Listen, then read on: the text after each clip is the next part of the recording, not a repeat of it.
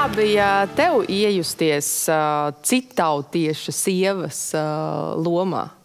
Vai tev bija grūti pieņemt to savādāk domājošo? Jo, protams, tagad tas vairs nav aktuāli, bet tomēr tev šāda pieredze ir bijusi. Tur, kur es dzīvoju, un es dzīvoju starp daudziem dažādu valstu pārstāvjiem, tur bija tas teiciens, ka protams, tas varbūt ir krietni interesantāk apprecēties ar ārzemnieku vai citautieti, bet tu rēķini, ka pie tām pašām problēmām, kuras jau ir laulībā, kuras jau ir neskaitāmas, tev nāk klāt vēl kulturāli problēmas nenormāli daudz. Tā kā nenormāli daudz. Redz, piemēram, ja man tā pavisam, tā kā 5 vārdos satikt kā cilvēku ielas, viņš prasīja tagad, kā bija Latīņa Amerikā, kā tur bija, tas īsākais ir, pilnīgi otrādi. Ja? Viss ir pilnīgi otrādi. Tad līdz ar to tu parēķini, ka tev laulībā stāv pretī viens cilvēks, kuram viss ir pilnīgi otrādi. Un tad, ejiet jūs atrodat to tikšanās punktu. Man tas izgāzās, redzi. Es arī neesmu nekāds vieglais pasažieris vispār, līdz ar to, man vispār, Bet kas tev visvairāk besīja ārā tajās kultūras atšķirībās? Nevar, šito nevar pieņemt. Un kas varbūt arī viņam besīja? Kas viņam besīja ārā? Protams, ka viņam, teiksim tā, es tā vienkārši. Viņš šobrīd dzīvo Latvijā, un es domāju, es nezinu, kā šodien tas ir, bet tajā laikā ir, es domāju, tiem cilvēkiem vienkārši ar faktu, ka šeit nav saules, ka cilvēki ir tomēr drūmi, tomēr introverti, tomēr vērsti vairāk uz tādu vienenieku filozofiju, tādu viensēts latvietis, tāds, kas līdz horizontam kaimiņu neredz, un viņš ir laimīgs. Tā vairāk tomēr tā. Tad es domāju, ka viņiem jau ir, tas ir izmežģīts smadzenes jau. Kā lai ieskaidro cilvēkam, kā lai to ar viņu diskutē par kaut kādu lietu, kas viņam ir no bērnības svēta un tā kā balts ir balts, melns ir melns. Tur nav vērts diskutēt. Bet par tādām lietām, piemēram, es iedomājos, sievietes loma ģimenē, kā mātei. Tu pat esi kādā intervijā teikusi, ka tu esi slikta māte, jo par daudz strādā. Tas arī bija viens no faktoriem? Nē. Bet tu biji? Aurē, man tagad ir iespēja pateikt, ko es domāju par šo pašas teikto teikumu. Es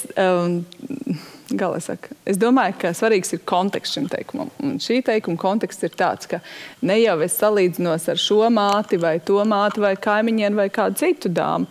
Es salīdzinos ar kaut kādu manu Māslova piramīdu. Un es atbilstoši manai šeit piramīdai, kuras nemēģinu izveidot pēc tā, ko es labi daru un ko es slikti daru, bet tā kā augstāku vērtību piramīda. Es tur tā kā man nav tā, kā es gribētu. Līdz ar to es sev iedēvēju vairāk kategorijā. Māte, es esmu slikta vairāk. Kāpēc? Varbūt es par daudz paškritiski. Kas ir paškritis? Tas ir slikti? Novērtē to savu sniegumu zemāk nekā, piemēram, es novērtētu. Pastāsti, kas tad bija tas sliktais? Nē, citi, es domāju, par mani neteiktu, ka es esmu slikta māte. Un arī nesaka, bet tā ir mana virzība. Es zinu, ka var... Jā, es esmu. Bet zinu, cik forši būt paškritiskam? Es pateikšu ļoti. Tas ir izcili, īpaši manā profesijā. Tas ir ļoti labi. Tev neviens nevar pateikt neko vairāk, kā tu pats sev var pateikt. Tu jau esi visu pateikt, vai ne? Jā, tu esi visu pateikt, tev reāli tā kā pīlē ūdens. Ja kas, ko tev saka, ir tā kā... Tā! Labrīt! Maija, es pareizi saprotu, tad tavu pieredze liecina, ka ar ārzemniekiem tu droši vien vairs neriskēsi veidot attiecības. Jā. Ar Lietuvieti. Jā. Ar vācieti. Nekādi, ne. Vai tas nozīmē, ka tev jau arī ir konkrētas prasības pret vīriešiem, ja viņš grib būt tavs, vīrs, partneris, kādu, obligāti, bet šitā nekādīgi? Man patīk, ka es vīrieti nespēju uzvarēt. Es to nevaru. Tev ir tendence? Jā, man ir tendence spēkoties ar vīriešiem. Es esmu tāda tēta meita, un tēts man ir konkrēts, un es esmu tāda arī diezgan konkrēta. Un tomēr man patīk, ka vīrietis ir vēl stiprāks par mani,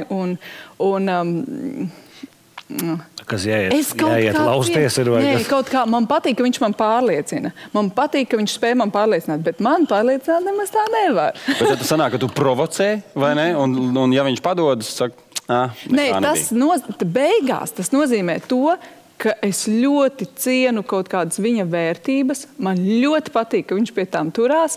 Un tas arī ir tas, laikam, kas man spēja pārliecināt. Nu, ka viņš kaut kā tomēr ļoti mērķtiecīgi iet caur dzīvē. Un viņam tomēr ir gan viņš spēja pastāvēt, gan viņš spēja tā kā aprūpēt savu ģimeni un savējos. Gan viņš spēja tevi aizstāvēt, gan viņam arī ir tomēr tāda cilvēciskas vērtības, un ka viņš ir tāds foršs cilvēks. Foršs cilvēks ne tikai, bet tā kā tomēr tāds... Vai tu daudz tādu zini Latvijā? Vienu zinu, Valdi, tu varētu būt otrs. Pagaid, tev būtu jāpasaka arī. Bet es nevaru, man te kaut kā tas sarunas veidojas. Šitas viss bija štamps, ja? Tas, ko es pateicu, ir vienkārši tas bija dvēseles kliedziens. Nē, tas nebija nekāds. Šajā brīdī īstenībā ir aplausos.